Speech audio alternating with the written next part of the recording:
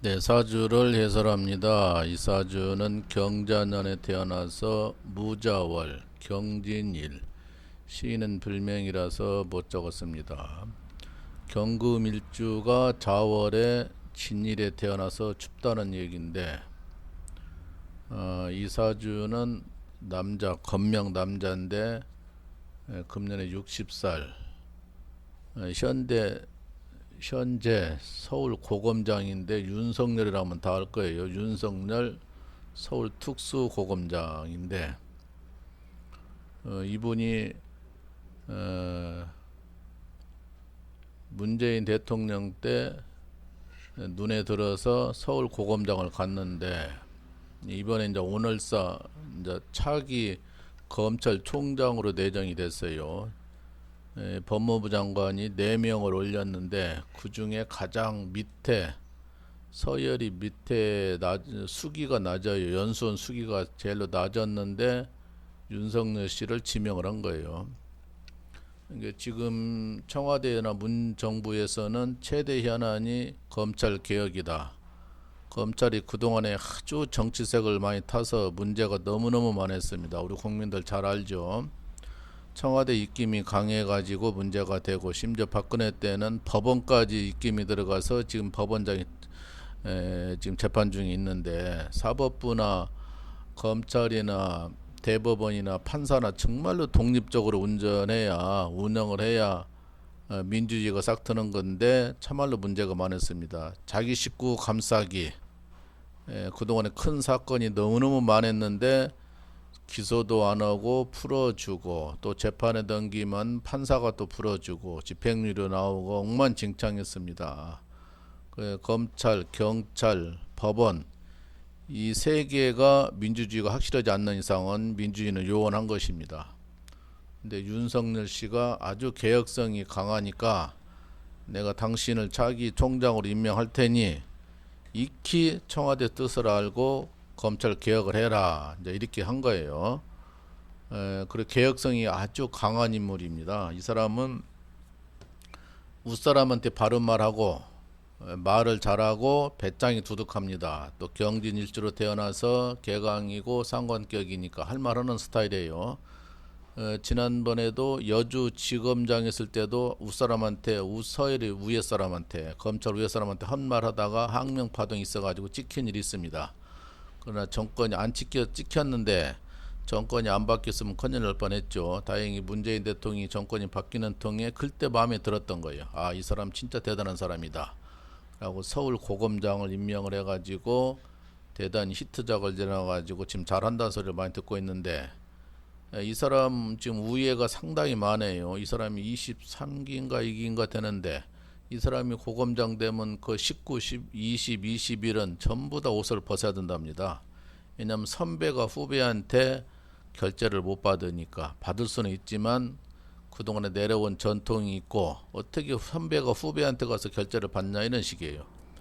그래서 그 수기별로 그 이상인 전부 다 옷을 벗는다. 이번에도 아주 고위 공직자, 검찰 고위 공직자 아주 검찰, 지방 검찰 둘이 상당히 옷을 많이 벗는다고 그래요.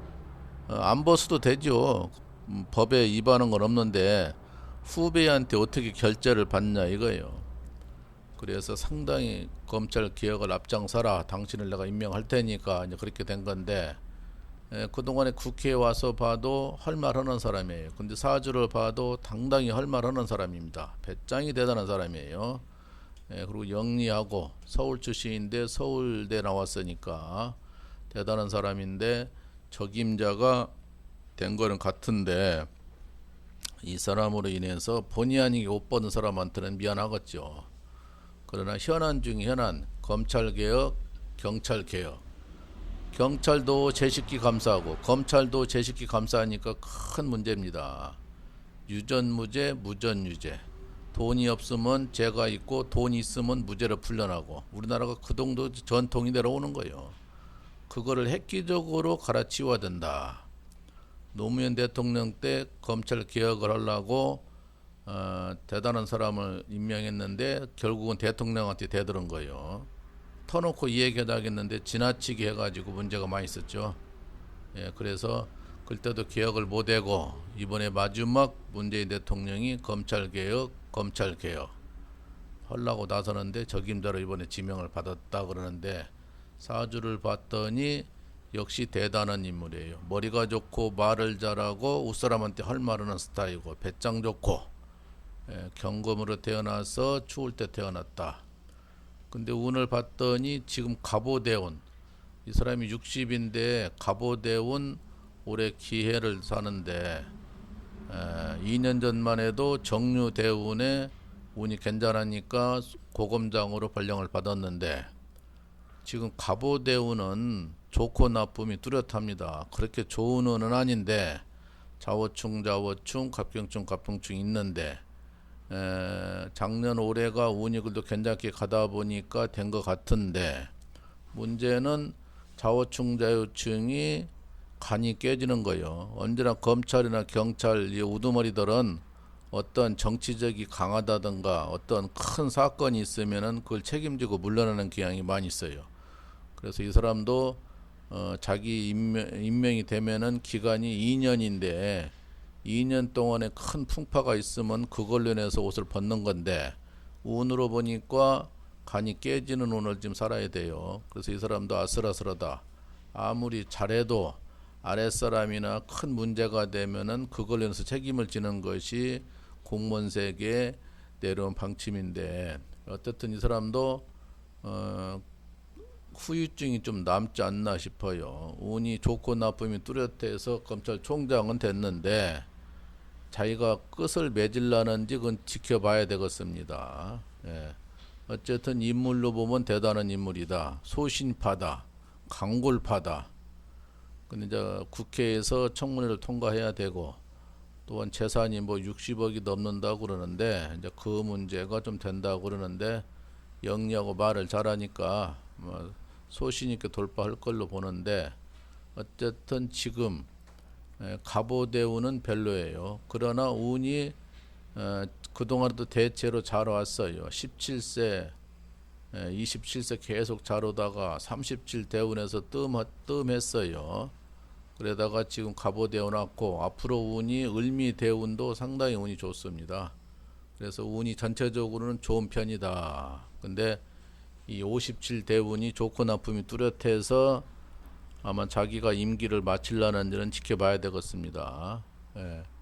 어쨌든 검찰개혁, 국민이 바라보는 검찰개혁 80%가 넘는 것이 국민들 생각입니다. 검찰개혁하고 경찰개혁하고 이게 반드시 해야 됩니다. 반드시.